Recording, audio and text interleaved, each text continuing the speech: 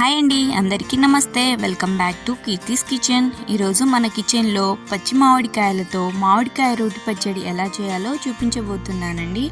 దీనికోసం ముందుగా stove on చేసి కడాయిలో 1/2 టీ స్పూన్ మెంతులు వేసి దోరగా వేపాక 1/2 టీ స్పూన్ జీలకర్ర, 1 టీ స్పూన్ ఆవాలు తీసుకొని వీటిని కూడా లో ఫ్లేమ్లో దోరగా ఫ్రై చేసి పక్కకు తీసుకోండి.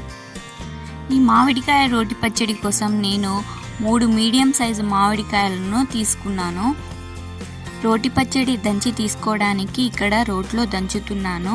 ముందుగా ఫ్రై చేసిన ఆవాలు, మెంతులు, జీలకర్ర దంచుకొని పక్కకు తీసుకోవాలి. అదే రోట్లో 10 నుండి 15 ఎండుమిరపకాయలను తీసుకొని దంచుకోవాలి. దాంట్లోనే టేస్ట్కు సరిపడా గల్లుప్పును తీసుకొని దంచుకోవాలి. చిటికెడు పసుపు వేసి కొంచెంగా వాటర్ యాడ్ చేసుకుంటూ మెత్తగా నూరుకోవాలి. నూరిన ఈ ఎండుమిర్చి కారంలో మనం చిన్న ముక్కలుగా కట్ చేసుకున్న మామిడికాయ ముక్కల్ని కొంచెంగా వేసుకుంటూ కచ్చాపచ్చాగా దంచుకోవాలి. నేను ఈ మామిడికాయ తొక్కు తీయలేదండి, మీకు అవసరం లేదనుకుంటే తీసేయండి, తీసేసి దంచుకోవచ్చు. ఈ పచ్చడిని పక్కకు తీసుకొని తాలింపు కోసం కడాయిలో 50 ml ఆయిల్ పోసుకోవాలి.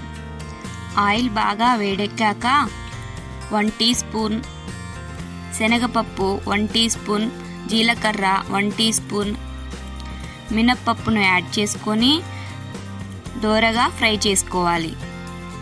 దీంట్లోనే 2 ఎండుమిర్చి, 3 రెమ్మల కరివేపాకు యాడ్ చేసుకొని తర్వాత వెల్లుల్లిని యాడ్ చేసుకొని మనం దంచి పెట్టుకున్న పచ్చడిని కలుపుకొని బాగా మసాలా పొడిని కూడా కలుపుకుంటే మనకు ఎంతో కమ్మనైన మామిడికాయ రోటి పచ్చడి రెడీ అయిపోతుంది.